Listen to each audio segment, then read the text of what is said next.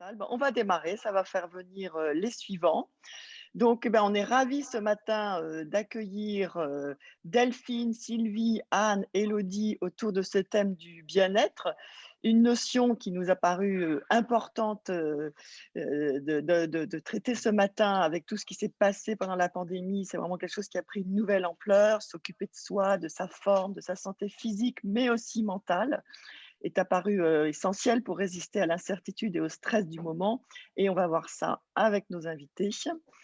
Et nous, on est contents au CW parce que c'est vraiment une période qui a montré que les gestes et les produits de beauté n'avaient vraiment rien de superficiel. Et vous le savez, c'est vraiment une conviction fondatrice du CW qui a ce clem, la beauté n'est pas futile, elle aide à mieux vivre, mais on l'a surtout depuis 27 ans. Et c'est ça qui fait un peu qui fait que le CW était vraiment à l'avant-garde de cette idée que le bien-être était essentiel. Et vous le savez d'ailleurs qu'au-delà d'être un réseau de networking, le CW a créé les centres de beauté qui animent 33 services de soins esthétiques individuels gratuits dans les hôpitaux. Et c'est plus de 35 000 soins par an effectués par des socio-esthéticiennes. Nous les saluons. Je ne sais pas s'il y en a quelques-unes avec nous ce matin, mais en tout cas, elles font un travail remarquable et on abordera aussi cette professionnalisation des métiers de l'esthétique, bien sûr, avec Delphine. Donc aujourd'hui, elles sont 4, elles vont vous parler de bien-être, elles vont vous parler du bien-être dans leur vie quotidienne, dans leur parcours, leurs convictions, mais aussi comment elles se sont adaptées à la crise. Donc je vous les présente. Je vais commencer par Sylvie Pérez et sa fille, mais elles nous ont quittés, Sylvie et Anne. Et Aïda est arrivée dans la salle de je ne sais pas pourquoi. Il y a un petit bug. Bon, on va continuer donc avec Delphine. Delphine, donc vous connaissez peut-être pas encore son métier, elle est facialiste. C'est une pionnière, une chef de file de cette nouvelle approche du soin. Vous nous expliquerez en quoi consiste ce métier et comment il révolutionne l'approche du massage et du soin du visage. Et on a aussi Élodie Jacquemont, qui est donc fondatrice de la plateforme aux licences. Ah voilà, on a récupéré Anne et Sylvie. Et je n'arrive pas à m'expliquer pourquoi Aïda est avec nous dans la salle de conférence. Mais je peux la désactiver, je peux la supprimer. Hop. Aïda, tu te reconnectes avec le lien participant. Je ne sais pas, on a dû se tromper de lien dans ce qu'on t'a envoyé. Et donc Sylvie, donc tu vous êtes revenue avec nous. Je te présente dermatologue à Biarritz et créatrice avec sa fille Anne de la marque Alaena. Et avant de parler de la marque, vous nous raconterez, Sylvie, votre expérience de médecin, votre prise de conscience déjà il y a longtemps que des choses clochaient dans notre industrie alimentaire et cosmétique. Et Anne nous racontera comment tout ça vous a donné envie de créer des réponses cosmétiques adaptées. Élodie, je vais commencer par toi et donc par cette plateforme holistique aux licences que tu as créée. Alors peut-être quelques mots sur ton parcours avant de démarrer. Tu as déjà une dizaine d'expériences dans l'influence digitale. Tu es vraiment une pionnière de ces métiers-là. Et au moment où les blogs deviennent un phénomène en 2008, tu crées déjà une société de mise en relation des influenceurs avec les annonceurs, de création de contenus digitaux et même une régie publicitaire pour les blogs. Et d'ailleurs, Élodie, c'est à ce moment-là qu'on s'est connus. Tout à fait. Et après avoir revendu tes activités, l'une à Glam Media France et l'autre à Webedia, eh ben, on ne se refait pas. L'esprit d'entreprendre te reprend et ce sera aux licences. Alors, raconte-nous un petit peu ce que propose aux licences et surtout la jeunesse du projet. Qu'est-ce qui t'a donné envie d'aller créer cette plateforme holistique il y a déjà maintenant plus de 3 ans? Alors effectivement, c'était il y a un peu plus de 3 ans, il y a 3 ans et demi. Certains appelleront ça l'alignement des planètes, c'est-à-dire que j'avais effectivement l'opportunité de pouvoir quitter une aventure qui a été hyper enrichissante et qui a fait qu'on s'est rencontrés, qui était Talent Agency. Sur Talent Agency, j'avais la chance de pouvoir rencontrer des influenceurs digitaux. On va être très sincère, plutôt des influenceuses, parce que j'avais commencé par un annuaire de référencement de blogs de filles. Donc forcément, ça m'a emmené plus facilement vers un secteur féminin et en particulier la mode et la beauté. D'ailleurs, le chiffre d'affaires à l'époque de Talent Agency était peut-être dans le début des années 2000, était beaucoup plus mode et est devenu beaucoup plus beauté, voire 80% beauté, à partir du moment où des influenceuses telles les youtubeuses sont arrivées.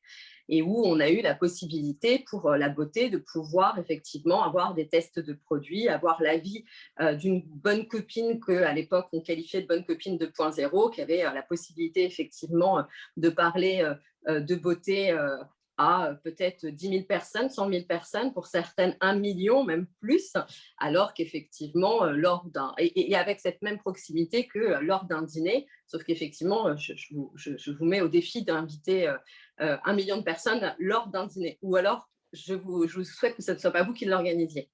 En tout cas, j'avais cette expérience par rapport à la beauté et à l'influence. Et puis, à un moment, m'a été posée la question par un de mes clients de monter un dispositif sur le bien-être. Et donc, on était toujours à l'époque de Talent Agency, donc c'était avant la création de licence. Et ce jour-là, j'étais bien incapable, effectivement, de créer un dispositif avec une influenceuse comme on l'appelait à l'époque, comme on l'imaginait à l'époque. Cette époque ne remonte qu'il y a 4-5 ans, 6 ans. Et pourquoi? Parce qu'effectivement, la force de ces influenceurs, c'était d'être comme une bonne copine, et qu'en termes de bien-être, on frôle la santé, et que sur cette thématique-là, eh bien, on a tendance à vouloir faire confiance quand même à des experts, des gens qui vont avoir fait des études pour pouvoir effectivement, des études, des formations pour pouvoir nous conseiller.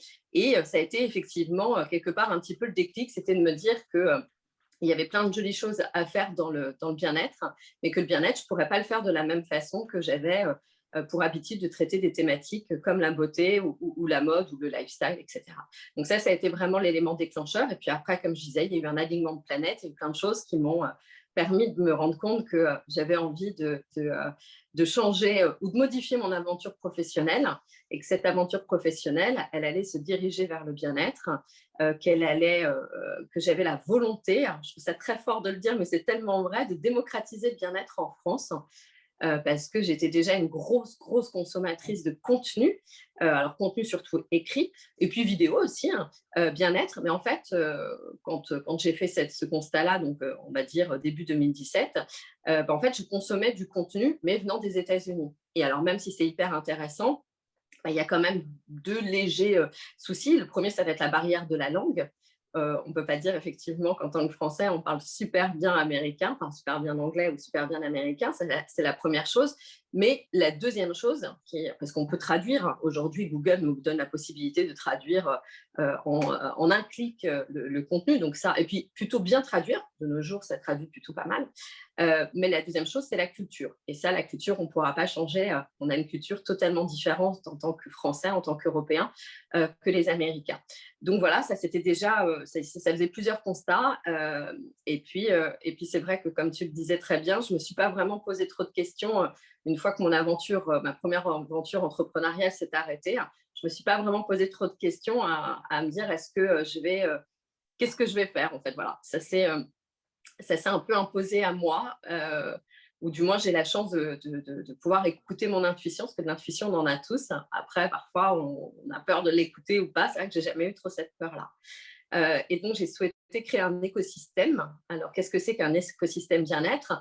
La première chose, effectivement, c'est de proposer du contenu quotidien sur licence.com, tel un média. Alors, ça fait très prétentieux de ma part de dire média, parce que j'ai beaucoup trop de respect d'ailleurs pour les médias, peut-être pour dire ça, mais c'est vrai que c'est toujours difficile de donner une catégorie et puis que tout le monde comprenne. Donc, j'ai tendance à dire effectivement que c'est un média dans le sens où on va proposer du contenu, et que ce contenu-là, il a effectivement pour objectif de démocratiser le bien-être. Et comment? En mettant en avant des experts, parce que pour moi, des personnes effectivement comme Delphine avec son expertise, et pouvoir effectivement montrer quels sont les différents talents que peut avoir une Delphine, mais aussi démocratiser ce que c'est que le facialisme et son métier de facialiste.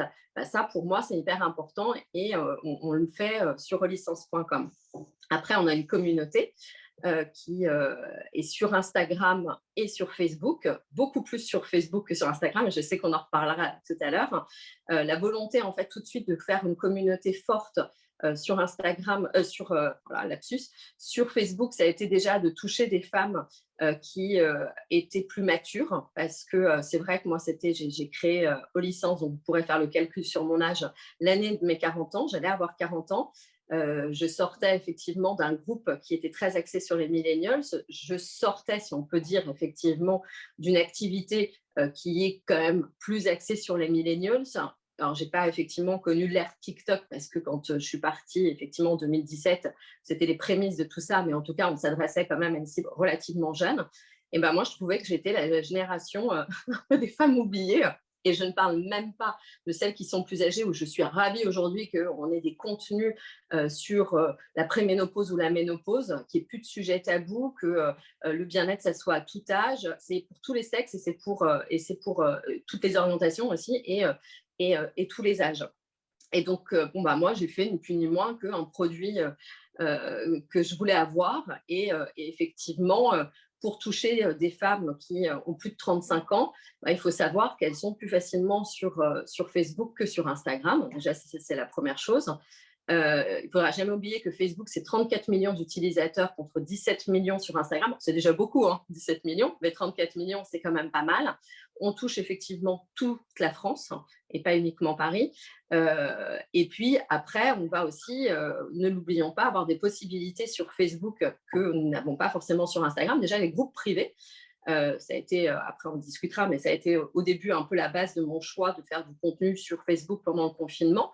Même si finalement on l'a ouvert grâce à des partenaires comme Alaina d'ailleurs, qui ont permis en fait d'offrir du contenu hyper intéressant à la communauté et donc d'avoir ce contenu accessible gratuitement.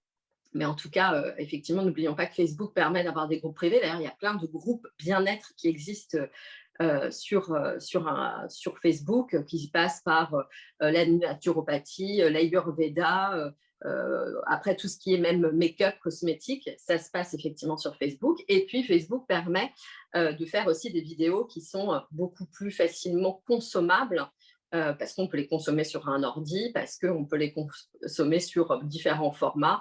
Et puis voilà. Et puis, on a développé aussi un newspaper, alors que je rêve de bientôt pouvoir continuer de distribuer. Ce newspaper avait vocation uniquement au lancement à faire connaître tout l'écosystème.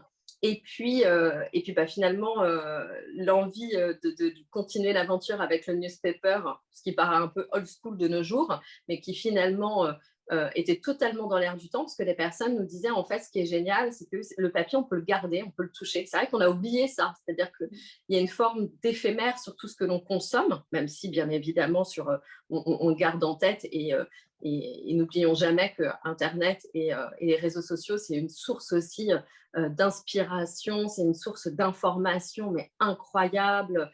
On apprend 1 million de choses et c'est hyper sympa, mais le papier fait que on le garde, on le ressort. En plus, moi, je l'ai vraiment voulu avec pas de l'actu chaude. Donc, en fait, le premier qu'on a sorti en septembre 2017, quelque part, il est toujours d'actualité. Puis, il n'y a pas de tendance dans le bien-être. On se fait du bien tous de façon différente, avec des pratiques différentes. Et il n'y a pas, même s'il y a une saisonnalité, en tout cas, il n'y a pas de tendance. Et puis, ce que je voulais… Ah oui, alors donc la communauté. Et puis… donc, on a une agence qui crée du contenu pour les marques et des événements pour les marques, en présentiel et en distanciel. Et puis, depuis le confinement, l'après-confinement, même si c'était quelque chose qui me trottait dans la tête depuis longtemps, en fait, j'ai créé des lieux qui sont des maisons bien-être et que c'est très durabilité, puisqu'en fait, l'idée, c'est d'aller proposer dans des lieux déjà existants qui ont une surface disponible ou qui ont des créneaux horaires disponibles, et puis qui ont l'envie aussi de développer une approche plus lifestyle, c'est d'aller proposer une programmation, un lieu bien-être avec une programmation bien-être et la continuité de tout ce qui a toujours été créé, c'est-à-dire mettre en avant des expertises, mettre en avant des experts, leur savoir-faire, leur talent au sein d'un lieu que l'on gère de A à Z. Oui, ce qui est intéressant aussi, c'est que je pense qu'il y a une vision pédagogique, parce que dans ce monde du bien-être, il y a de tout, à boire et à manger, si je puisse me permettre de parler comme ça. Tout à fait. Et je pense, et on en reparlera avec Delphine aussi et Alaina d'ailleurs, il y a aussi une volonté de, entre guillemets, sélectionner des experts fiables, C'est quand même toutes sortes de trucs, qui existent et il y a quand même, des choses plus ou moins efficaces et surtout plus ou moins, Alors, dangereuses. Donc tu as tout à fait raison. Pour moi, je l'ai toujours dit quand j'ai commencé sur le bien-être, je ne m'étais pas posé la question précédemment sur l'influence, parce que j'ai fait 10 ans d'influence et que quelque part le mot n'existait même pas au moment où moi j'ai voulu développer cette activité. Donc, je ne me suis jamais posé la question de la légitimité. En revanche, quand je suis arrivée sur le bien-être, bah, j'avoue, personne ne m'a rebalancé ça, mais en tout cas, moi, j'avais envie de me sentir légitime. Moi, Elodie, dans mes baskets, j'avais envie de me sentir légitime. Donc, en fait, j'ai commencé tout de suite à vouloir me former. Pas forcément pour pratiquer.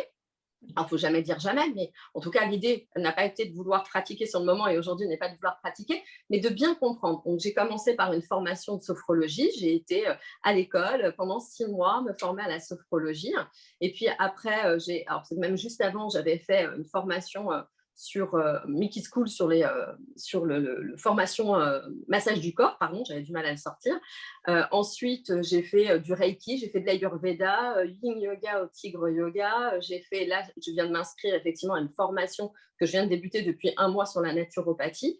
Et ça, pour moi, c'est hyper important d'avoir cette connaissance parce que c'est ce qui va me permettre aussi de savoir si ce que propose la personne en face, alors j'ai oublié, j'ai même fait méditation, etc., mais c'est de savoir effectivement si l'expert, eh bien, je peux cautionner, je peux même labelliser son expertise. Pour moi, c'est hyper important parce qu'effectivement, euh, je suis amenée, alors pour l'instant, on est quand même très parisien, même si le concept de la maison de bien-être, il a débuté à Deauville. Grâce effectivement à l'ANA, ça a été également à Biarritz. Maintenant, on est à Paris et c'est vrai que les demandes qu'on a, elles sont pour l'instant un peu plus à Paris. Mais l'idée, en tout cas, ça a été tout de suite d'avoir, dès 2018 d'ailleurs, d'avoir des experts un peu partout en France, soit d'avoir moi eu la chance de pouvoir les rencontrer, de pouvoir tester, soit d'avoir demandé à la communauté aussi. Et à ce moment-là, il fallait que la personne soit recommandée plusieurs fois. Mais ça, tu as totalement raison, c'est hyper important parce que aujourd'hui, effectivement, et je pense qu'elle pourra encore plus nous en parler, Delphine, mais finalement, je pourrais très bien mettre une plaque en bas de chez moi et dire, bon, en l'occurrence, ce ne serait pas possible, mais, mais je pourrais très bien prétendre avoir une expertise et avoir une plaque. En fait, rien ne me l'interdit. Autant je ne peux pas dire que je suis médecin. Sylvie, je ne pourrais pas effectivement usurper votre identité, mais en tout cas, je pourrais le dire pour plein d'autres choses. Donc, ce qui fait effectivement que moi, j'ai envie qu'on soit vraiment garant de l'expertise et du savoir-faire, c'est justement pouvoir tester, c'est justement pouvoir comprendre, c'est justement pouvoir décortiquer tout ça. merci, Élodie, on reviendra un peu sur tous ces sujets et surtout on va les approfondir aussi avec, Delphine puisqu'on a la chance, merci Delphine, de nous faire l'amitié de venir nous expliquer ce que c'est que ce sont ces nouvelles expertes du soin du visage. Et là aussi, on va voir professionnalisation, pédagogie. Mais tout d'abord, alors Delphine, vous, à la base, vous avez travaillé 13 ans au spa, au Palace Georges V et vous étiez créatrice de soins et superviseuse de l'équipe de thérapeutes. Et ensuite, vous vous êtes formée auprès de tas d'experts assermentés. Donc, comme l'a expliqué Élodie, il y a beaucoup de nouvelles techniques. Vous avez plus précisément approfondi les techniques de massage. Je ne vais pas rentrer dans le détail des techniques parce que vous le direz beaucoup mieux que moi. Et aujourd'hui, vous êtes facialiste. Alors même si on a en face de nous un public de professionnels de la beauté, j'en ai eu plusieurs en ligne ces derniers jours. Et pour encore beaucoup, c'est encore un métier un peu mystérieux. Donc, dites-nous-en un peu plus sur ce métier et ce qui vous a conduit à l'exercer. Comment on passe du poste très agréable et très valorisant que vous aviez au Georges V à cette volonté d'avoir une nouvelle approche du soin du visage? Alors déjà, merci Laurence pour l'invitation. Je suis ravie d'être avec vous ce matin. Donc attendez, je vous coupe juste 2 secondes, Delphine, pour préciser à toutes nos participants que bien sûr, il y aura un échange de questions-réponses avec les intervenants. N'hésitez pas à les poster dès maintenant. Anne-Christine les voit, me les renvoie et quitte à les poser au fil de la conversation si besoin. Excuse-moi, Delphine. Non, il n'y a pas de problème.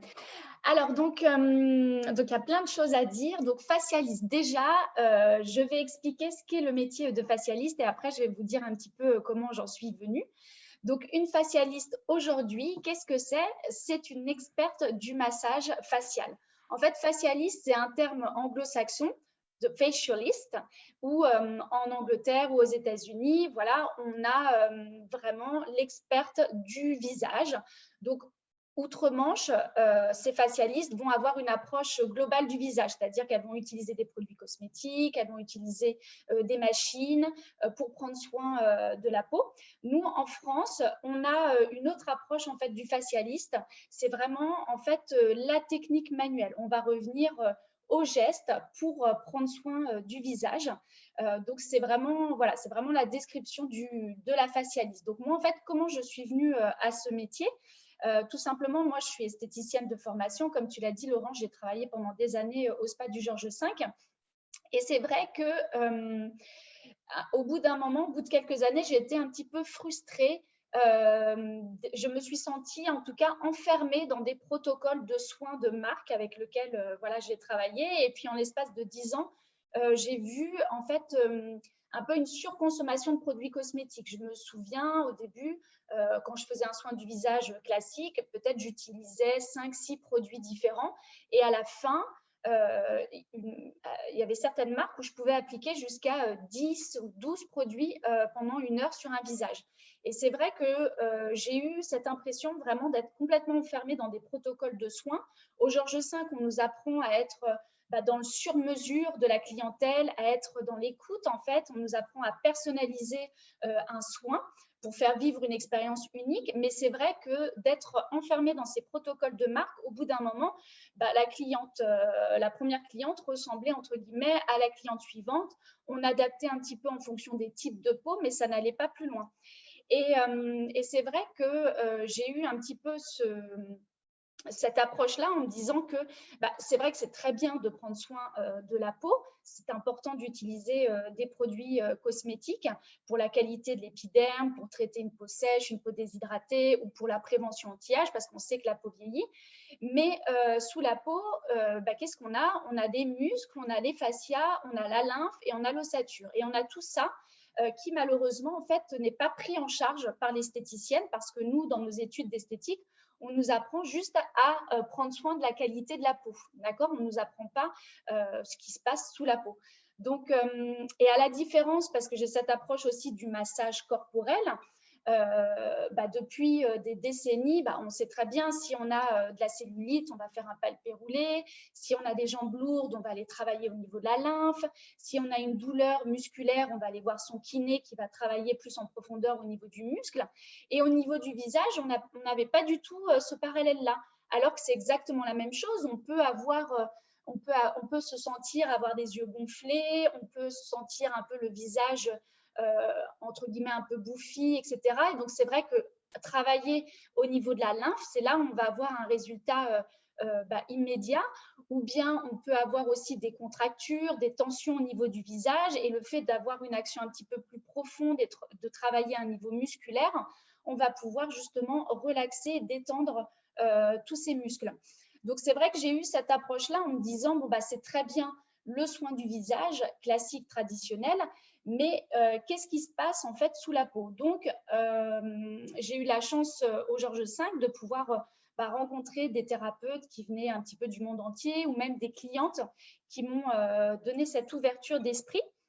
Et donc, j'ai décidé de me former et d'apprendre plus concrètement différentes techniques de massage parce que malheureusement, en France, dans les études d'esthétique, on n'apprend pas à masser un visage. Donc, j'ai été me former auprès d'un maître japonais où là, ça a été une vraie révélation parce que j'ai appris justement à toucher un visage en profondeur, à aller travailler le muscle, à aller resculpter, remodeler un visage. Donc, j'ai appris ces techniques qu'on appelle le massage liftant japonais, le Kobido. Je ne sais pas si vous en avez entendu parler.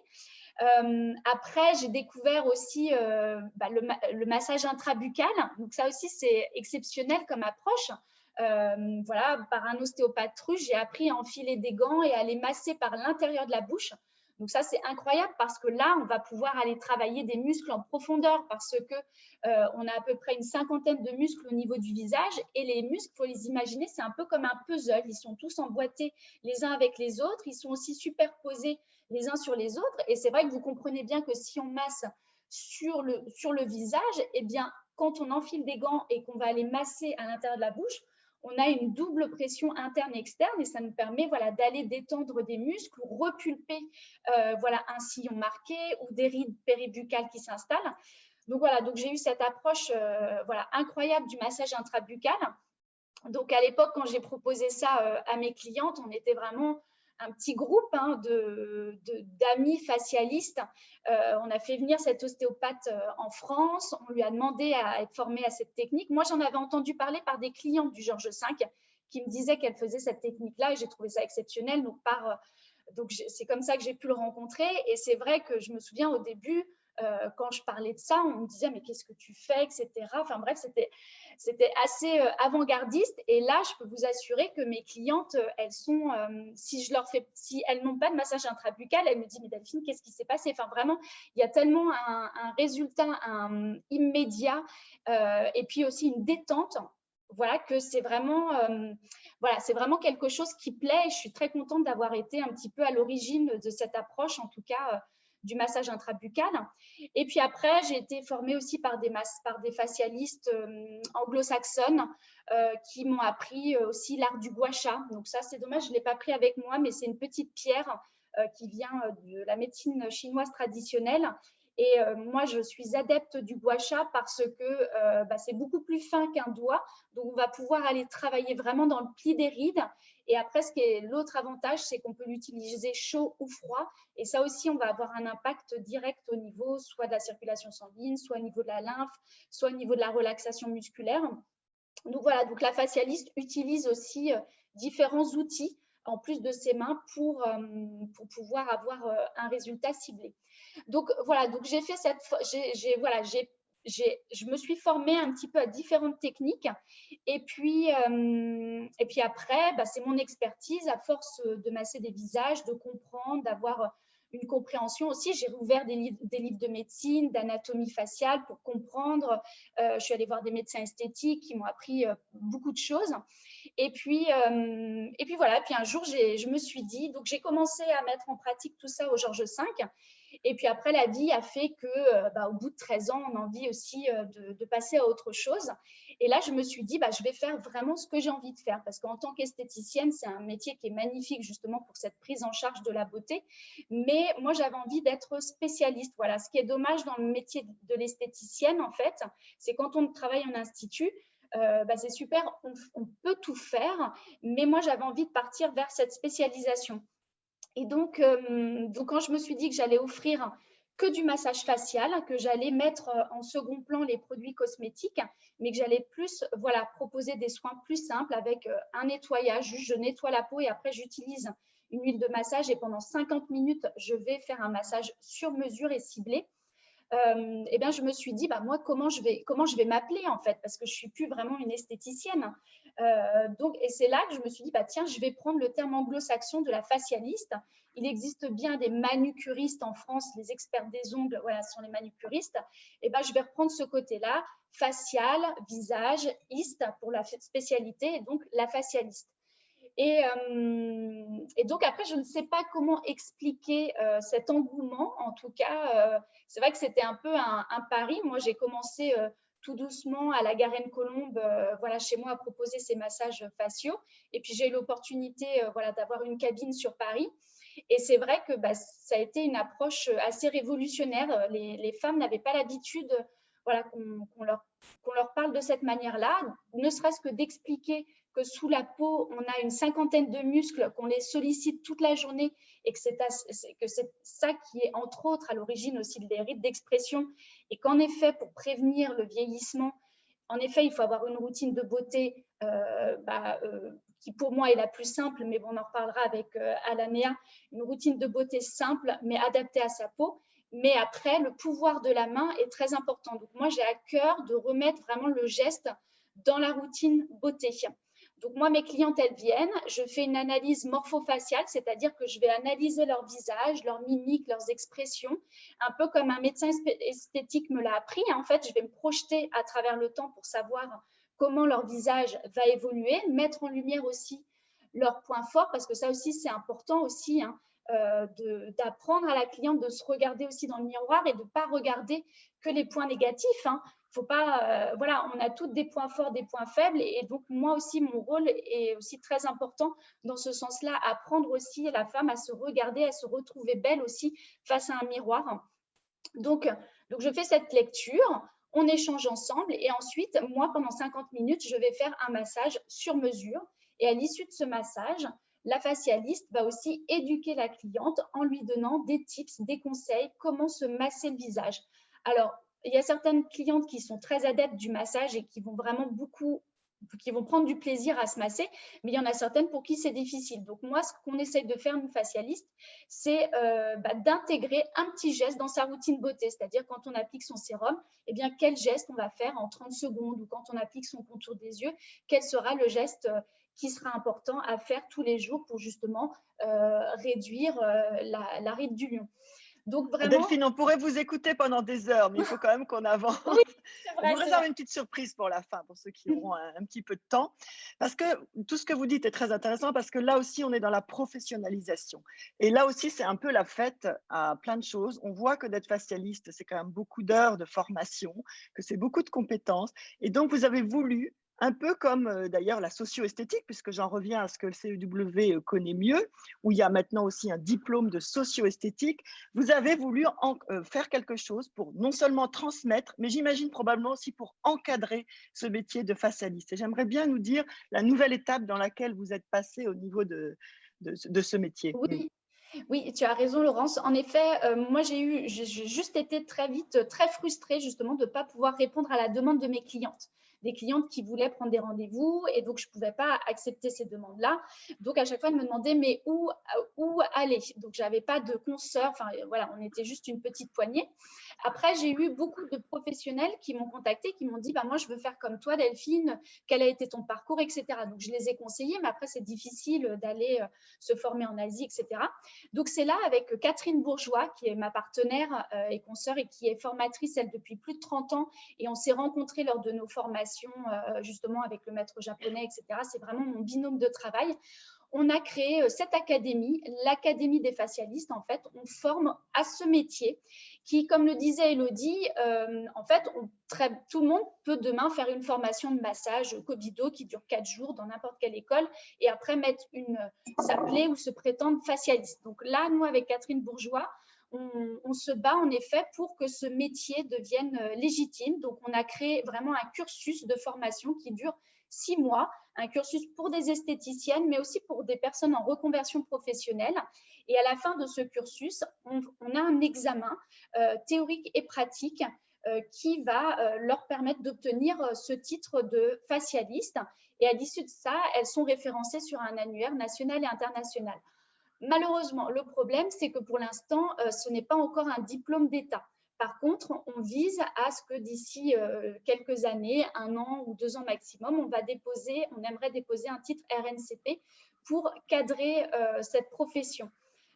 Parce que c'est un peu comme les débuts du yoga où voilà, il n'y avait pas de cadre. Donc nous, on cadre les choses en tout cas pour que voilà, ce métier devienne un métier à part entière et soit reconnu. Voilà. Alors, merci Delphine, on reparlera de tout ça un peu plus tard, mais je voudrais donner la parole maintenant donc à Sylvie et Anne avec une autre expérience du bien-être. Et là, on va commencer par rentrer dans le cabinet d'un médecin, puisque Sylvie, vous êtes dermatologue. Mais avant de vous donner la parole, il faut aussi replacer dans le contexte familial, puisque cette histoire d'Alaina, c'est une aventure vraiment familiale dans laquelle il faut ajouter, en plus d'Anne et Sylvie, 2 sœurs et un père. C'est important parce que cette histoire, elle est portée par le parcours et la réflexion de 2 médecins qui ont des spécialités qui les amènent très vite à se poser ces questions des liens bien-être, beauté et santé. Puisque votre père, Anne, est chirurgien esthétique et vous, donc, Sylvie, vous êtes dermatologue. Et dernière chose, dermatologue à Biarritz, important parce que dans toute cette histoire, il y a aussi la passion familiale du surf, de la mer et de la nature en général. D'ailleurs, à l'issue de tous ces confinements, on va tous débarquer à Biarritz, non seulement pour suivre des soins à l'ANA, mais aussi pour des cours de surf. On va se faire une petite retraite générale d'air iodé. Mais pour l'instant, on va revenir avec Sylvie. Sylvie, vous m'avez dit que le mot vous plaisait. Vous êtes une dermatologue que je dirais de terrain, qui exerce en secteur 1. c'est-à-dire une dermatologue aussi pour soigner les vraies problématiques médicales. On n'aura pas le temps d'en parler ce matin, mais on a parlé ensemble de la surmédiatisation du dermato-esthétique qui rend problématique aujourd'hui même d'avoir un vrai rendez-vous de dermatologie quand on a un problème de peau. Et là aussi, avec vos patients, vous faites beaucoup de pédagogie. Et la marque Alaina va être le fruit de cette expérience, mais aussi de votre prise de conscience. Et ça, j'ai été très impressionnée parce que ça fait déjà plus de 15 ans qu'avec certains confrères, vous vous posez cette question de l'impact de l'environnement et de certains composants des produits cosmétiques et alimentaires. Et vous dites, mais il y a vraiment des choses qui clochent. Est-ce que vous pouvez assez rapidement, Sylvie, mais parce que je trouve que c'est vraiment intéressant dans cette évolution aussi du bien-être, et on a vu de l'esthétique, mais aussi du médical, comment cette prise de conscience est née et comment vous êtes très vite organisée pour essayer de faire des choses, Sylvie? Oui, donc effectivement, grâce à toutes vos questions, je me suis rendu compte que j'avais eu la chance de grandir dans la nature et que je la voyais se dégrader et je me sentais totalement impuissante. Et c'est dans les années 2000 que d'abord, grâce à l'appel de Paris qui est initié par une centaine de scientifiques, 6 prix Nobel, puis c'est relayé par le Grenelle de l'environnement, et je prends conscience qu'il y a des CMR, c'est-à-dire des substances carcinogènes qui génèrent des cancers, mutagènes qui génèrent des mutations et des substances R reprotoxiques. Et que c'est dans l'environnement quotidien, que c'est dans les cosmétiques que je prescris. Puis vient le scandale des parabènes avec les docteurs Harvey et Darbré. Donc la notion de parabène, de perturbateur endocrinien a été théorisée par Theo Colborn déjà dans les années 96, mais quand ces lanceurs d'alerte émettent la possibilité d'un lien entre ces parabènes qui sont utilisés à l'époque dans 90% des cosmétiques et les cancers du sein, elles sont ridiculisées par notre profession. Les laboratoires nous disent qu'il n'y a pas de souci. Et moi, là, je suis entre les deux. Et donc, c'est à ce moment-là qu'avec des confrères, je crée l'association Santé-Environnement du Pays Basque. On est en 2007. Et donc, notamment les gynécologues qui, eux, sont en première ligne, me confortent dans cette notion de perturbateur endocrinien et de la problématique. Et puis localement, donc, tous ensemble, on essaye de comprendre la pollution de l'océan qui est en lien avec nos activités humaines, avec tous les produits que l'on rejette. Et puis donc à cette époque, le lien cancer-pollution n'existe pas du tout, n'est pas du tout admis. Et lorsqu'on réfléchit entre nous, force est de constater que la fréquence des cancers augmente, que ça atteint une population de plus en plus jeune. Et donc, on arrive aujourd'hui en 2021 où cette notion est acquise, mais pas grand-chose, enfin, il n'y a pas vraiment une action qui est faite contre ces CMR au quotidien. Et la notion de perturbateur endocrinien, par exemple, n'est toujours pas apprise en faculté de médecine.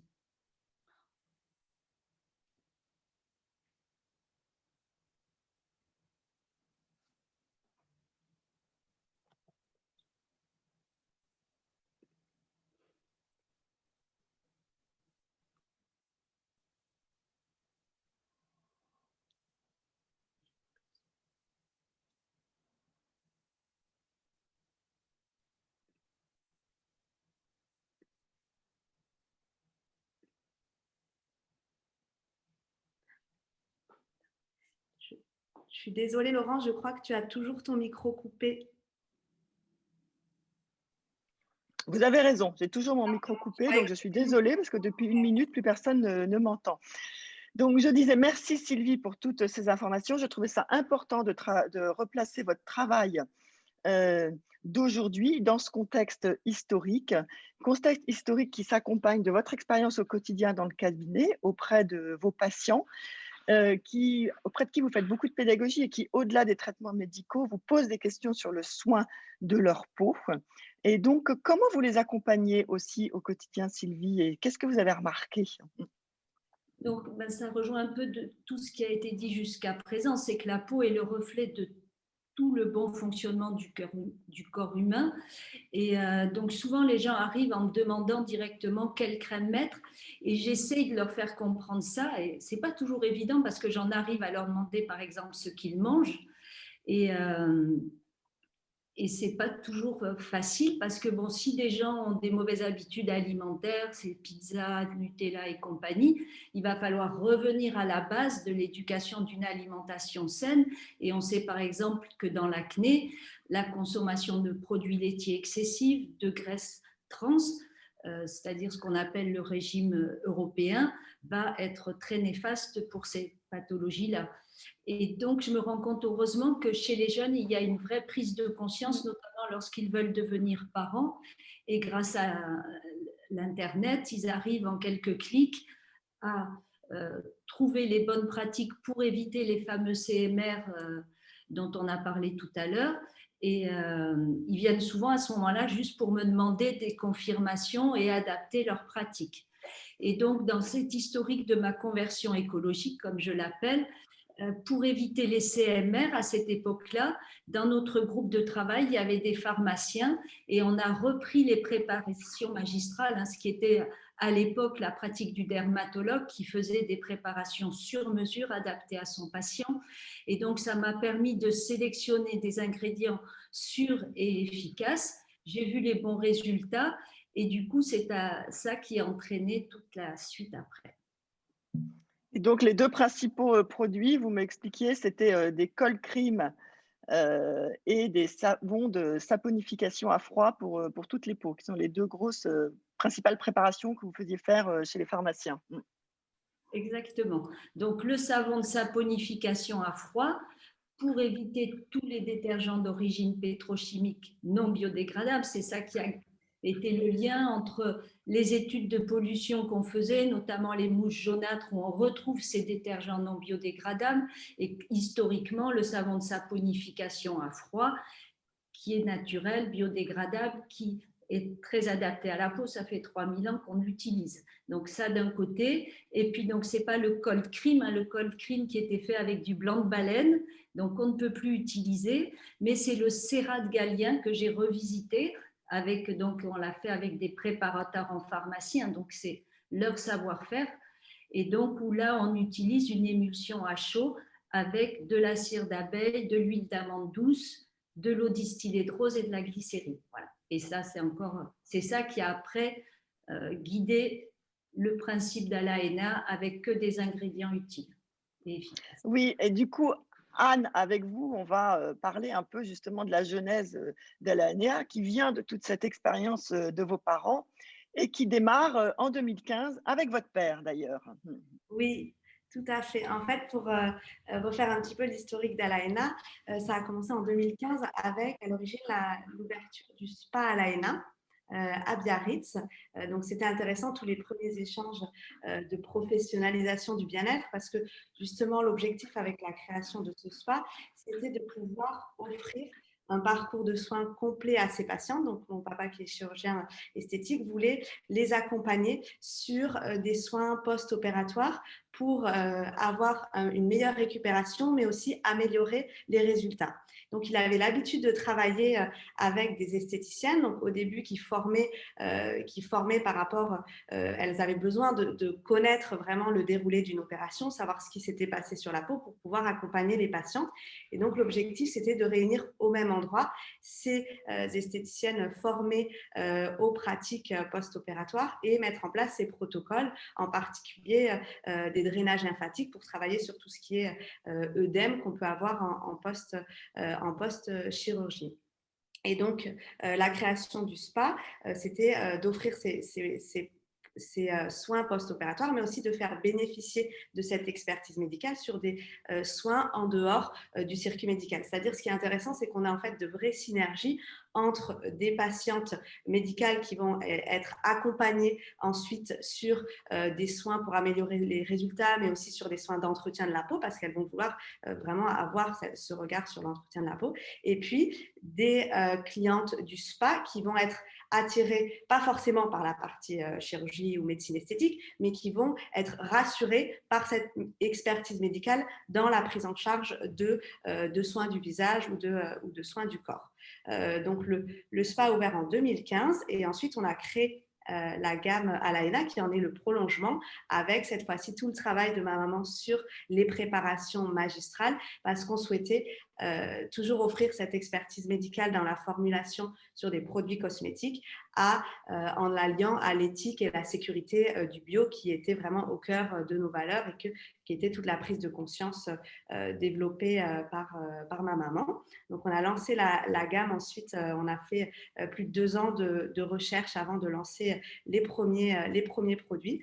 On a en particulier étudié les graines germées qu'on retrouve dans nos formules. On a des actifs que l'on a brevetés pour pouvoir apporter des vitamines, des antioxydants et des acides aminés à la peau qui sont des ingrédients en fait qu'on utilise beaucoup en cosmétique, donc la cosmétique qui est liée à la médecine esthétique, la contraction de cosmétique et pharmaceutique. Nous, on voulait garder cette expertise médicale, des formules fortement concentrées en actifs, mais qu'on ne retrouvait pas dans les ingrédients naturels, puisqu'en général, les vitamines ou les acides aminés sont synthétisés. Et donc, on s'est inspiré du régime végétarien pour pouvoir apporter de façon naturelle toutes ces micromolécules qui sont nécessaires à l'épanouissement des cellules de la peau. Donc, c'est toutes les recherches qu'a fait ma maman pour aller après au-delà de ces préparations magistrales et de ces céréales Galien. On utilise des bases d'ingrédients naturels intéressants, mais on a voulu vraiment après ajouter des actifs pour traiter toutes les problématiques de peau.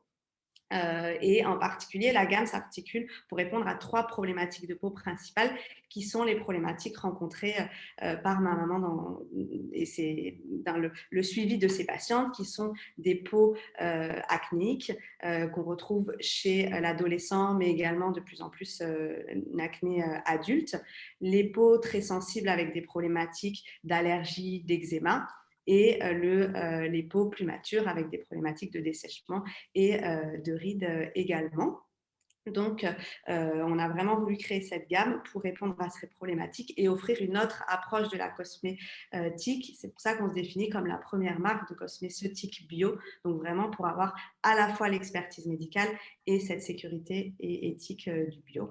Avec des formules qui sont aussi, je pense qu'aujourd'hui, c'est vraiment essentiel et toutes les jeunes marques, elles ont quand même cette approche-là et d'avoir une volonté d'éco-responsabilité globale avec également une production dans le sud-ouest de la France, des packaging en verre recyclables et un sourcing des matières premières avec une labellisation bio par le label Ecocer Cosmos. Merci Anne. Je voudrais refaire un petit tour de piste de vous 3 parce que il y a tous ces jolis concepts, toute cette vie d'entrepreneur, toute cette vie de professionnel du bien-être et puis arrive la pandémie. Donc, vous avez forcément toutes mis en place des nouvelles manières de travailler. Et donc, assez rapidement, je vais commencer par Élodie. Qu'est-ce qui s'est passé à partir du 17 mars et qu'est-ce que tu as mis en place pour pouvoir continuer de travailler? Alors, à partir du 17 mars, ce qui s'est passé, c'est que j'avoue que mes premières pensées ont été tournées vers ces expertes. J'ai beaucoup travaillé avec des femmes, quelques hommes, mais peu d'hommes. Je rêverais qu'il y ait plus d'hommes. Et en fait, tout de suite, je me suis dit, quel dommage, parce que toutes ces femmes proposent des prestations qui se font souvent dans leur cabinet, dans leur cabine pour Delphine, etc.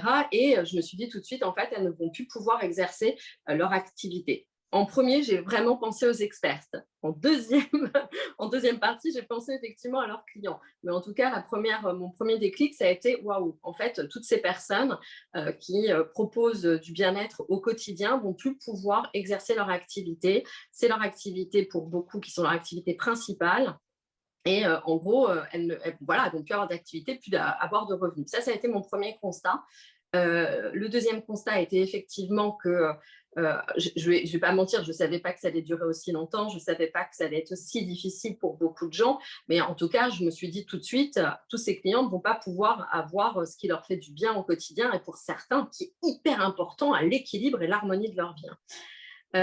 Et en fait, dès ce constat-là, je me suis dit, on va pouvoir peut-être via, et là justement Facebook, proposer bien un groupe privé, des sessions qui vont être, effectivement, je me suis tout de suite dit des lives. J'avoue qu'à cette époque-là, il n'y avait pas encore toute l'offre de live Instagram, parce que tout ça n'était que dans ma tête et Et en tout cas, la prise de conscience s'est faite tout de suite sur le fait qu'il fallait forcément proposer quelque chose pour pouvoir, comme ça, proposer du bien-être à cette communauté. Et donc, au début, je me suis dit, on va faire une programmation de live. Donc, je ne sais pas si Delphine se souvient de tout ce moment et cette excitation qu'on a eue et ces échanges qu'on a eus dès le début. Où d'ailleurs, je remercie Delphine parce qu'elle a fait partie des premières à me dire oui tout de suite, à ne pas se poser de questions, à se dire allez, go, on y va. Et en fait, on va dire que du moment où il y a eu l'annonce jusqu'à à peu près le premier week-end, l'idée c'était sur un groupe privé Facebook de permettre à une communauté qui aurait effectivement payé, alors c'était des sommes symboliques, en tout cas de suivre ces contenus, de suivre ces lives. Et en fait, dès le premier week-end, grâce à des marques d'ailleurs comme Alaïna, et encore merci à tout leur soutien, on a pu proposer tout ce contenu à la communauté, toujours sur Facebook, mais de façon gratuite parce qu'elle était, et là je le dis, vraiment supportée à la version américaine, elle a vraiment été supportée grâce aux marques. Et donc on a pu, c'est-à-dire garantir effectivement une rémunération à tous ces producteurs de contenu qui étaient ces expertes. Là, il n'y avait que des femmes. Et de l'autre côté, offrir gracieusement un contenu hyper qualitatif qui, pour certains, a quand même, on a eu des super beaux témoignages. Enfin, tout à l'heure, elle en parlera. D'ailleurs, je pense qu'il y a la même chose du côté d'Alaïna, mais en tout cas, Delphine pourra en parler. On a été hyper heureuse de pouvoir accompagner toutes ces personnes durant un confinement. Donc, nous, la programmation de licence, elle était jusqu'à 3-4 lives par jour sur des thématiques totalement différentes. Donc, il y avait le thème massage, il y avait aussi de la naturopathie, il y avait de la sophrologie, il y avait du yoga, il y avait du pilate, il y avait des approches aussi beaucoup plus holistiques. Et l'idée, effectivement, a vraiment été de pouvoir se recréer, de se dire, bon, voilà, on ne peut pas sortir de chez nous, on ne peut pas aller faire du yoga dans un studio, on ne peut pas malheureusement s'offrir un massage intrabuccal avec Delphine, mais on va pouvoir, au sein du cocon familial, pouvoir proposer des moments où on peut s'échapper. C'était trop mignon parce qu'effectivement, il y avait des femmes qui disaient c'est le moment où je suis dans ma salle de bain ou c'est le moment où je suis dans ma chambre, ça dure 20 minutes, c'est mes 20 minutes à moi, je me recentre, je me reconcentre sur moi et je profite de tous ces contenus qui me sont proposés pour pouvoir apprendre des choses, pour pouvoir me faire du bien, pour pouvoir… il y avait des hommes aussi, hein, derrière je dis des femmes, mais… autant il n'y avait que des femmes en expertes, autant il y avait aussi des hommes qui ont suivi, même s'ils ne sont pas majoritaires. Mais en tout cas, l'idée, effectivement, ça a été de se réinventer. Delphine, un petit commentaire sur tout ça. Et vous, comment vous l'avez vécu? Donc, avec Olicense et ces séances d'automassage dont vous avez été sidérée du succès, m'avez-vous dit? Oui, moi, c'est vrai que j'avais déjà commencé à faire des ateliers d'automassage, mais bon, en présentiel. Et avec Élodie. Et c'est vrai que quand Élodie m'a contactée et m'a proposé de faire ça en live, voilà, c'était une première fois hein, pour moi, j'avais pas l'habitude. Et puis, c'est vrai que ces rendez-vous 3 fois par semaine sur des sujets différents, ça a été, en tout cas pour moi personnellement, ça a été aussi une petite bouffée d'oxygène parce que quand toute la journée on est avec les enfants, qu'on fait la classe, qu'on a aussi voilà, d'autres choses à gérer, voilà, c'était en tout cas moi personnellement un vrai plaisir que de transmettre par visio. Et puis ensuite, au fur et à mesure des semaines, voilà, j'ai eu toujours des clientes, enfin des personnes régulièrement qui venaient, etc., et qui m'envoyaient des messages en me disant que c'était super, etc. Donc, ça m'a mis aussi en confiance pour continuer cette transmission. Et là, c'est ce qu'on échangeait avec Élodie. Maintenant, plusieurs mois post-live, j'ai des retours de clientes qui m'ont dit je vous ai découvert pendant le confinement, je n'ai pas raté un de vos lives et c'était en fait un vrai moment au-delà du fait que j'éduquais comment se masser le visage, comment décrisper des tensions. Voilà, c'était un petit moment aussi pour elle, pour un échappatoire, en tout cas pour se reconnecter, parce que voilà, ça fait du bien aussi de se toucher le visage pour se relaxer, pour se détendre. Et c'est vrai qu'il y a eu cet engouement, en tout cas des clientes. Je suis très heureuse de les avoir amenées à prendre soin d'elles. Mais aussi, l'autre chose que je ne m'y attendais pas aussi, c'est que ces lives aussi ont mis en lumière cette approche du facialisme, de comment prendre soin de sa peau à travers les produits cosmétiques, mais aussi par une gestuelle adaptée.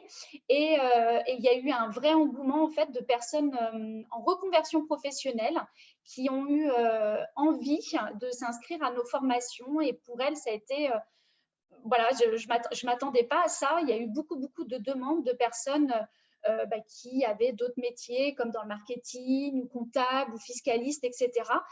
J'ai beaucoup échangé avec elles par téléphone parce qu'elles étaient en questionnement justement sur cette reconversion professionnelle. Et voilà, et on a accompagné, voilà, maintenant, là, depuis le mois de juillet, beaucoup de personnes qui nous ont découvert pendant le confinement à travers ces lives, à changer de métier, à changer de vie parce que ce sentiment d'être trop pressuré dans leur boîte, à toujours travailler plus, etc. Et elles ont eu envie, en tout cas, de changer de vie pour pouvoir être plutôt dans le milieu du bien-être, en fait. Autant pour pouvoir donner dans l'instant présent, mais aussi pour elles se faire du bien. Donc, je ne m'attendais pas à autant d'engouement, en tout cas, vers ce nouveau métier que le facialisme. Et ça a été ces lives qui ont mis en lumière ce métier. Donc, on le voit, cette période, elle a vraiment créé des choses au niveau du bien-être, au niveau de la prise de conscience des gens. Et c'est aussi le cas chez vous, à Biarritz et chez Alaena, Sylvie et Anne. Le digital vous a permis aussi de mettre en place des choses et de créer des nouvelles habitudes qui perdurent. Oui, tout à fait. Nous, on était ravis de pouvoir justement à cette époque collaborer aussi avec Olicence à travers ces lives. Et nous, on a voulu répondre en particulier à de nombreuses questions qu'on recevait sur les nouvelles pathologies liées, alors au début, liées au port du masque, qui sont au début apparues plutôt avec le personnel soignant, puisque nous, on était quand même tous beaucoup enfermés, ou alors les personnes qui travaillaient vraiment et qui avaient besoin de porter le masque, parce que nous, au début, on était à la maison, donc on ne le portait pas tous les jours. Mais donc, on a eu de nombreuses questions liées à ces pathologies. Et en fait, le confinement nous a permis aussi de nous réorganiser, de nous orienter plus sur du digital, puisque ma maman avait moins de consultations. Elle gérait en physique que les consultations les plus urgentes, les traitements en urgence. Et donc, on s'est posé des questions. Comment est-ce qu'on pouvait continuer à répondre à notre communauté sur ces différentes pathologies qui finalement n'étaient pas des problématiques de peau nouvelles, mais des problématiques sous-jacentes qui étaient accentuées par le port du masque, mais aussi par le stress et peut-être par le manque d'activité liée au bien-être qui nous permet aussi de se sentir mieux. Donc, nous, on a mis en place des consultations à distance qui étaient sous forme soit de chat sur notre site internet, soit sous forme par écrit. Donc, les clientes nous envoyaient leurs questions, des photos pour pouvoir vraiment analyser les différentes problématiques de peau qu'elles avaient pour pouvoir leur faire des prescriptions sur mesure et pouvoir répondre à ces problématiques avec toujours une approche holistique, comme disait maman, c'est-à-dire se reposer des questions aussi sur l'alimentation et sur le bien-être de façon globale pour répondre à ces problématiques-là. On est aussi intervenu sous forme de live avec Olicence pour expliquer précisément ces problématiques de peau et comment on pouvait y répondre. Et ce qui est intéressant, c'est que toute cette mise en place digitale, en fait, on l'a conservée et on conserve ces rendez-vous, notamment le jeudi matin en général, pour répondre à toutes les questions de nos clientes et pouvoir perdurer cette prescription puisque ces pathologies, elles sont toujours là et on va pouvoir continuer à répondre à leurs questions. Et ce jeudi matin, c'est avec nous que vous êtes et à nous que vous répondez. Voilà, je vois qu'il est déjà 10h15. Je veux demander, est-ce que vous avez des questions dans la salle virtuelle non, j'ai l'impression que vous avez été très complète et très claire. Donc, il n'y a pas de compléments d'information qui sont demandés. Moi, j'avais envie, alors je ne sais pas si vous avez envie de compléter certaines choses, Élodie, Delphine, Sylvie. Autrement, moi, je voulais proposer à celles qui ont encore un peu de temps, de demander à Delphine de nous faire quand même, on est encore en début de matinée, quel est le petit geste d'automassage qu'on peut faire tous les matins pour se donner la pêche, parce que comme vous l'avez dit, ça dure cette crise, on prend des nouvelles habitudes et peut-être que tout le monde n'a pas encore pris, à commencer par moi, des petites habitudes d'automassage pour se faire du bien. Donc Delphine, un petit conseil avant de nous laisser repartir? Oui, avec grand plaisir. Alors, comme on est resté pendant 1 heure devant nos écrans, qu'on a froncé un petit peu les yeux, etc. Moi, je trouve que c'est important de se relaxer le regard. Voilà, une petite gestuelle que vous pouvez faire à n'importe quel moment. Vous n'êtes pas obligé de le faire le soir devant votre salle de bain, mais voilà, un petit moment durant la journée devant les écrans quand vous êtes fatigué. Donc, vous allez prendre vos pouces, les mettre dans le coin interne des yeux. Donc là, vous sentez une petite dépression. Donc, il faut sentir l'ossature. Hein, vous sentez une petite dépression. Et là, vous vous appuyez pendant à peu près 5 secondes. Donc, ça peut être un peu sensible. Hein, ça peut être un peu douloureux. Ce n'est pas grave. Vous appuyez pendant 5 secondes, puis vous lâchez et vous recommencez. D'accord? Donc, ici, il faut savoir que vous avez 3 muscles qui sont très toniques et vous avez beaucoup de nerfs faciaux qui passent ici. Donc, souvent, les douleurs ophtalmiques peuvent être liées parce que justement, on contracte trop nos sourcils et on compresse justement ce réseau nerveux. Donc, c'est bien de faire ces pressions, voilà, 5 pompages à peu près. Ensuite, vous allez presser ici. Donc, je ne sais pas si vous voyez. Donc, vous allez encadrer vos sourcils avec le pouce et l'index. On presse et vous allez tirer vers l'avant. Vous tirez, n'ayez pas peur de tirer l'orbiculaire des yeux vers l'avant. Vous vous décalez et vous continuez ces pressions. D'accord? Très bien. Et ensuite, vous allez mettre vos index à l'horizontale. Index et majeur. Oui, c'est très bien, Laurence. Et vous étirez. On étire avec une bonne pression. On étire comme ceci. D'accord? Là, l'idée, c'est de vraiment relaxer l'espace intersourcilier. Ensuite, une autre petite technique que j'aime beaucoup, ça va être pour ouvrir le regard. On a tendance souvent aussi, voilà, quand on contracte, à baisser les paupières, on a les sourcils tombants. Donc, vous allez bloquer avec la main gauche le muscle frontal, voilà, et vous allez prendre votre index de la main droite et vous allez lifter le sourcil. Donc, il faut bien passer sous le muscle et on lifte le sourcil. Et quand vous êtes aux 2/3, vous maintenez un petit peu vers le haut, comme ceci. D'accord? Et vous faites comme ça à peu près 5 passages. Et on maintient aux 2/3. Ça fait du bien, non? Est-ce que j'en ai un plus haut que l'autre? Un petit peu, en direct. Merci beaucoup Delphine. Alors, on a des compliments, mais pas de questions. Bravo à toutes. Le livre de Delphine disponible sur Olicence est formidable. Donc, Merci. voilà, et de Delphine disponible. Voilà, c'est ça, Séverine. Non, on n'a toujours pas de questions. Alors, moi, je voulais peut-être conclure en reparlant un peu de ces centres de beauté. Et si vous avez encore 5 minutes pour que nous repartions vraiment convaincus, s'il en est encore besoin, de l'utilité de ce bien-être. On reçoit au CEW de nombreuses lettres de patients qui ont donc bénéficié des soins de socio-esthétique dans un des centres de beauté du CEW. Et elles nous racontent comment, après une maladie, elles arrivent à se reconnecter à leur corps grâce à ces soins. On n'en a pas eu le temps d'en parler là, mais avec Delphine, Anne, Élodie, Sylvie, on a beaucoup parlé de cette capacité du bien-être, parce qu'il y a le bien-être quand on est stressé, quand on ne va pas bien, mais il y a le bien-être quand on est malade. Et ça, aujourd'hui, c'est une chose acquise par tout le corps médical, que c'est essentiel pour accompagner les traitements et la convalescence. Et donc, si vous avez encore 5 minutes, je vais vous lire l'extrait d'une lettre d'une patiente, parce que je crois qu'il conclura vraiment bien cette matinée. Mon cancer du sein a été diagnostiqué le 8 mars 2017. J'ai commencé la chimiothérapie le 1er mai et subi ma thyrectomie en novembre 2017 et achevé ma radiothérapie en février 2018. J'ai commencé les soins esthétiques du CEW dès décembre 2017. Ayant souffert de neuropathie aggravée, la première séance a plutôt été une séance de redécouverte olfactive. Chaque produit appliqué avait sa propre odeur, apaisante. Étonnamment, ces odeurs ont percé la poche des émotions que j'avais scellées lors de l'implantation de la chambre dans mon corps.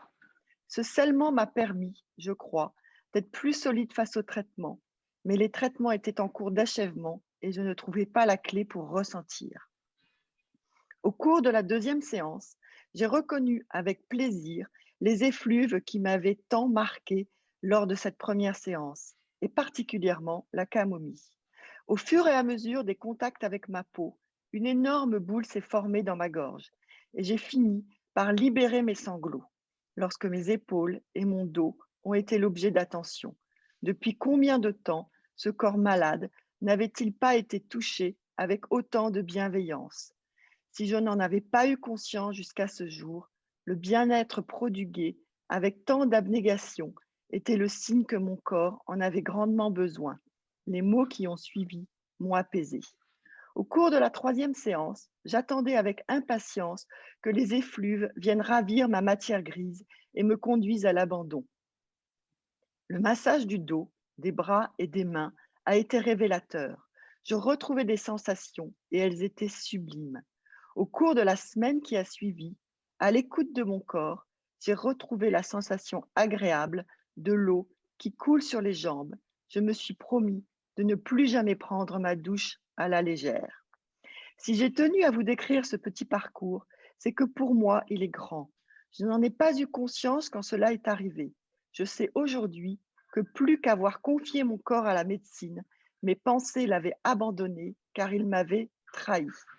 Le travail dispensé par les socio-esthéticiennes du CEW qui ont prodigué de l'amour à ce corps rejeté, la qualité des produits sont la passation d'un témoin précieux, l'équilibre, le bonheur, la vie telle qu'elle doit être, corps et âme réconciliés. Est-ce que vous pensiez qu'il y avait mieux pour conclure cette matinée sur le bien-être? Tu as plus de son, Élodie. Voilà. Alors, c'est surtout que je suis sans voix aussi. Je suis sans voix, je suis très touchée, je trouve ça très beau. Et je trouve que ce qu'il faut retenir, c'est effectivement le fait que le bien-être apporte vraiment, enfin, ce qu'on recherche dans le bien-être, s'il doit y avoir une définition, c'est vraiment l'harmonie entre le corps et l'esprit. Et qu'en fait, les deux fonctionnent ensemble et pas séparément. Et qu'il ne faut jamais en oublier un non plus, ni son corps, ni ce qu'on pense, ni son esprit, ni le bien-être que tout ça procure. Et que c'est vrai que c'est un exercice qui doit être terriblement difficile quand on est malade et qu'il l'a été beaucoup moins, il ne faut jamais l'oublier, même si pour beaucoup ça a pu être difficile, ce qui a été vécu pendant toute cette période et qui continue de l'être. Mais c'est vraiment un exercice qu'il faut... tout est exercice dans la vie de toute façon et tout est rituel. Mais effectivement, il ne faut pas s'oublier, il faut vraiment continuer à travailler avec des rituels bien-être sur l'harmonie du corps et de l'esprit pour se sentir bien et pour se sentir bien, et on en parlait hier lors de la préparation, se sentir bien et se faire du bien, c'est pas égoïste. C'est justement pouvoir être disponible à soi, ça permet d'être disponible pour les autres. Alors d'ailleurs, j'ai une question de Odile pour toi, Élodie. Quel est le profil de la communauté aux licences et qu'est-ce qu'elle cherche en priorité? Alors ça, c'est hyper intéressant. Donc effectivement, on est à plus de 94% de femmes. Donc ça, c'est pour ça qu'effectivement, j'ai tendance, et ce qui est logique, parce que pour moi, je ne vais pas respecter la grammaire en parlant effectivement au masculin. Si le masculin devait remporter sur le féminin, chez nous, c'est le féminin qui remporte sur le masculin. Et en fait, notre cible principale, c'est le 25-35 qui représente 40%, mais donc le plus de 35 représente 60%. Ça veut dire effectivement 35-45, 45-55, ainsi de suite. Donc on est vraiment sur une cible plus mature qui s'intéresse effectivement au bien-être et qui ne cherche pas non plus de l'information à proprement dit, puisqu'il y a des superbes médias qui existent déjà, des sites, des magazines, qui ne cherchent pas non plus à être influencés. On n'est pas sur cette ère de personnes qui cherchent à s'identifier, mais vraiment de l'inspiration. Donc c'est pour ça effectivement qu'on propose de l'inspiration aussi bien de façon digitale. Et puis je pense que je ne l'ai pas suffisamment dit parce que je peux quand même remercier aussi beaucoup le Bon Marché d'avoir cru en fait dans la maison bien-être et de permettre en fait au sein d'un espace comme celui-ci de proposer des pratiques et justement des inspirations. Parce que l'idée, c'est pouvoir se dire aussi qu'on est tous totalement différents, parce que même si, Odile, j'arrive à donner une cible qui est la femme plutôt urbaine, effectivement vivant, en se disant qu'elle a plus de 35 ans, en tout cas, on est toutes différentes, on a toutes des besoins différents, et l'idée, justement, de pouvoir avoir cette communauté et puis tous ces contenus et ces espaces, c'est vraiment pouvoir inspirer et proposer des pratiques qui vont correspondre à chacune d'entre nous à des moments différents. Parce que ce qui est vrai pour toi n'est pas forcément pour moi aujourd'hui. Et l'idée, c'est aussi… Et puis, on n'est pas tous au même niveau sur le chemin. Alors, il n'y a pas des niveaux plus hauts ou des niveaux plus bas, ça n'existe pas. Mais en tout cas, on n'est pas forcément tous au même niveau. Et donc, voilà, on n'est pas tous réceptifs à la même chose. Delphine, petit commentaire sur cette lettre et peut-être ce que vient de dire Élodie. Oui, non, cette lettre est très, très émouvante et c'est vrai que c'est pas rare, moi aussi, de m'occuper de clientes qui sont voilà, sous traitements médicaux ou pas spécialement, mais c'est vrai que le fait de… Ça n'a pas été rare dans mon expérience d'avoir des larmes après un massage facial, voilà, des choses qui ressortent. Donc, je les accepte, enfin voilà, je prends et en tout cas… on se rend compte du pouvoir du toucher, en tout cas, que ça dénoue beaucoup de choses et que ça recentre les émotions, ça redonne confiance. Donc, voilà, donc moi, en tout cas, je suis très heureuse d'avoir participé au CEW et ça me donne beaucoup d'idées pour mes facialistes, peut-être, on a été contacté par pas mal de socio-esthéticiennes qui aimeraient justement apprendre le massage facial. Après, je connais la problématique parce que les personnes qui sont dans les lits d'hôpital, il faut s'occuper d'elles par devant. Donc, avec Catherine Bourgeois, on réfléchit en tout cas à créer un massage pour les socio-esthéticiennes, qu'elles puissent prendre soin du visage par devant et non pas par derrière, comme nous on le fait en cabine, pour justement apporter cette détente, cette relaxation, voilà, au-delà du bienfait visible, en tout cas du bienfait émotionnel.